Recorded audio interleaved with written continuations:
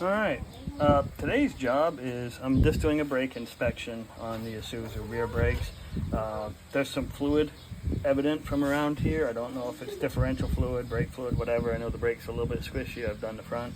So today what we're doing is we are getting after the back side here. Drum brakes on the rear.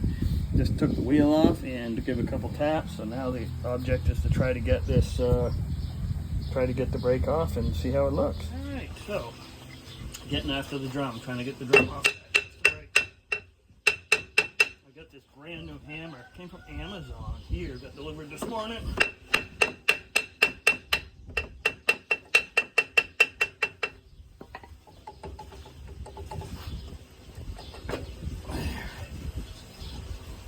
Ooh, I got brake parts in here. We've got a broken spring. The retainer over here for this shoe is broken. I can see that right there. That one's intact. The brake shoes themselves look really good. Brake drums a little bit. If you look at the brake drum surface, it's got some scoring. Just wear, it's not bad. In the States I might have it turned, but here don't need to. What else have we got here? Looking over, just take a quick look here, a closer look at. I was looking for moisture here and here that would indicate a leaking wheel cylinder and or some kind of leak in here. So it may be a rear axle seal as opposed to a leaking wheel cylinder. I bought a new wheel cylinder just in case. We'll bleed these brakes and may take a look at, I'm not sure how these axles, if they're retained by a pin inside the differential or sometimes there are 4 bolts on the outside. So I'll do some investigation and get back to you in a minute.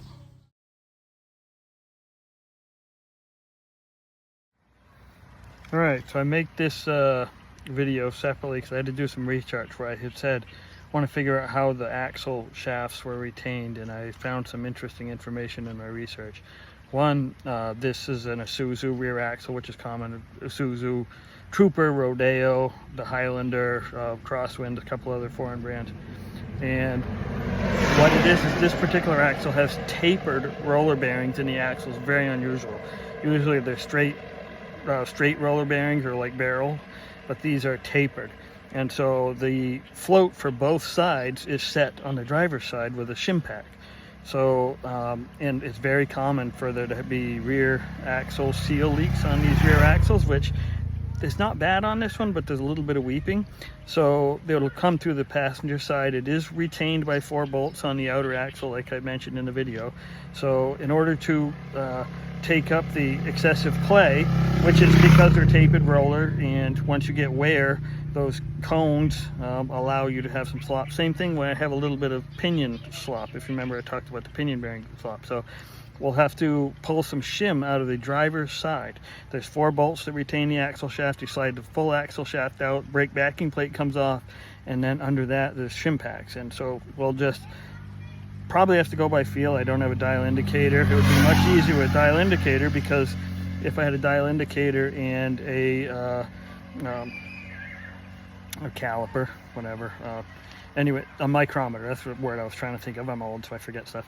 But a micrometer, then what I could do is with the dial indicator see how much float there was and remove exactly that amount of shim. Say if I had 20 thousandths float, you really want to be about as close to 0 as you can get with these, with used bearings. You don't want to be less than 0, but you want to be as close to 0 as you can get. So then I would, if I had 20 thousandths, I would pull 20 thousandths worth of shim out.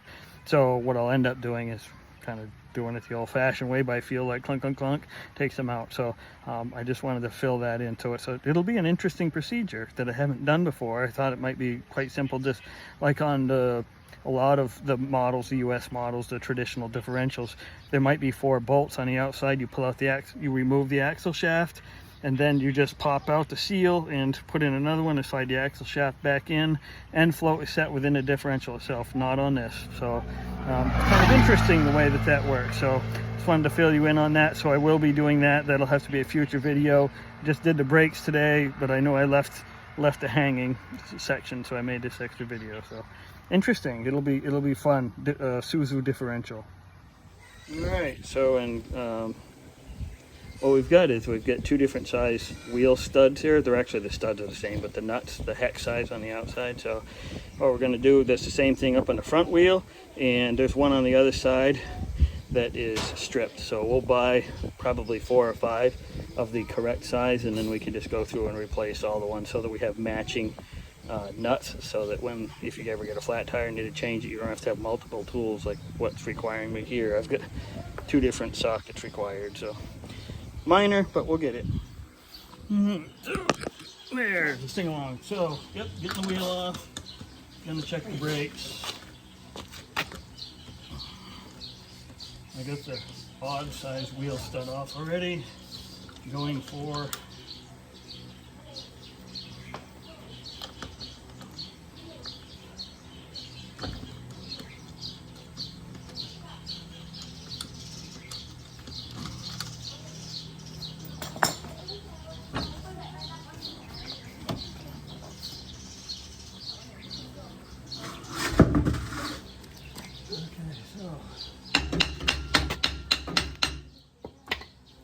probably a little bit of a ridge on the drum.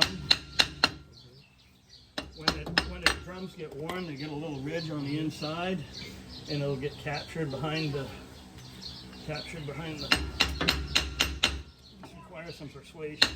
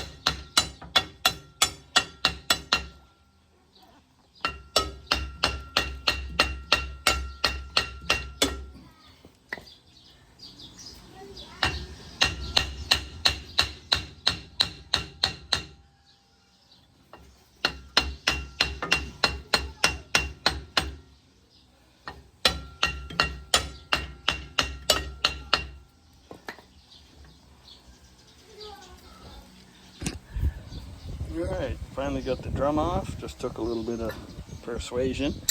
And the shoe doesn't look too bad.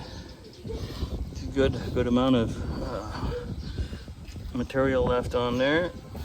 I don't see really any issues. The springs are in place on this one. I don't see any moisture around the wheel cylinder. The emergency brake cable, which is here, is completely broken, so that's a whole other issue, but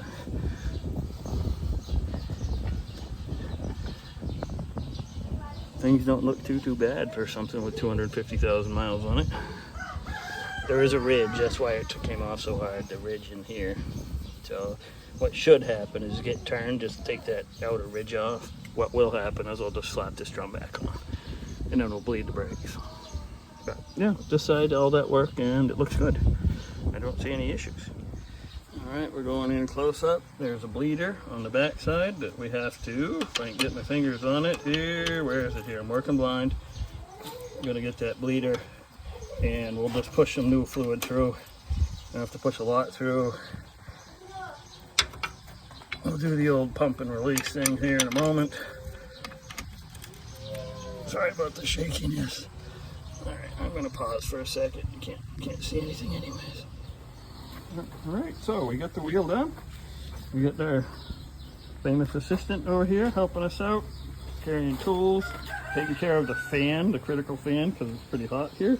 So the rear brakes look okay. We've got a broken emergency brake cable, one wrong wheel lug, the other side has one stripped, and a missing spring from the brake hardware. So overall, not too bad.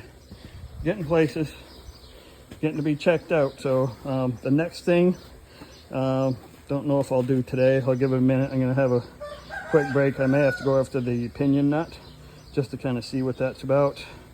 I have to decide, but I'll get back to you if I need to do the pinion nut. So anyway, that's all I think for now, and pinion nut will be hard. We'll try it, maybe. I'll get back to you.